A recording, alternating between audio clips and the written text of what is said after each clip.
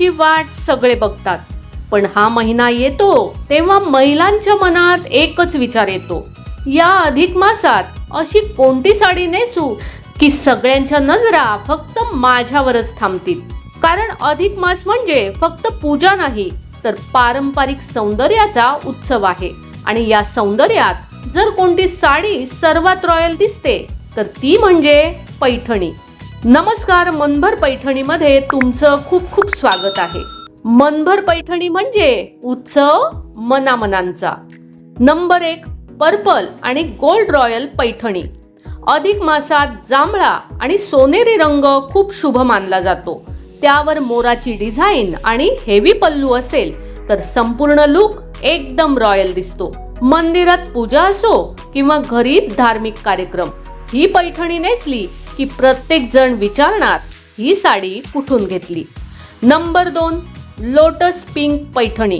ज्यांना एलिगंट आणि soft look आवडतो त्यांच्यासाठी पिंक पैठणी हा परफेक्ट पर्याय आहे. कमळाच्या डिझाईन्स, हलकं सोनसळी काम आणि त्यावर ट्रॅडिशनल ज्वेलरी, बस लुक अगदी इंस्टाग्राम वरती तयार. Number 3, parrot green traditional Paithani. हा रंग सध्या खूप ट्रेंडमध्ये आहे. विशेषतः सकाळची पूजा किंवा हळदीसारख्या कार्यक्रमासाठी हा रंग खूप फ्रेश आणि अट्रॅक्टिव्ह दिसतो. त्यावर जर रेड बॉर्डर असेल तर साडीचा उठाव अजूनच वाढतो. Number 4, black Paithani with golden border. हो, अनेकांना वाटतं अधिक मासात ब्लॅक रंग वापरू नये, पण जर इव्हिनिंग फंक्शन असेल तर हलकी गोल्डन वर्क असलेली ब्लॅक पैठणी खूपच क्लासी दिसते. हा लुक सिंपल असूनही सगळ्यांपेक्षा वेगळा वाटतो. Number 5, yellow traditional Paithani.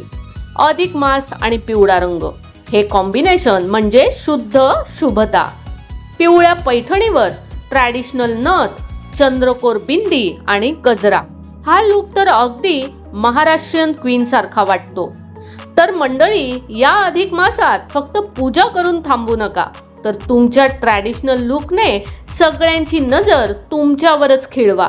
यापैकी तुम्हाला कोणती पैठणी सर्वात जास्त आवडली ते कॉमेंट्स करून नक्की सांगा. आणि अशाच सुंदर पैठणी कलेक्शनसाठी आपल्या मनभर पैठणी या यूट्यूब चॅनेलला लाईक, शेअर आणि सबस्क्राईब करायला अजिबात विसरू नका. धन्यवाद.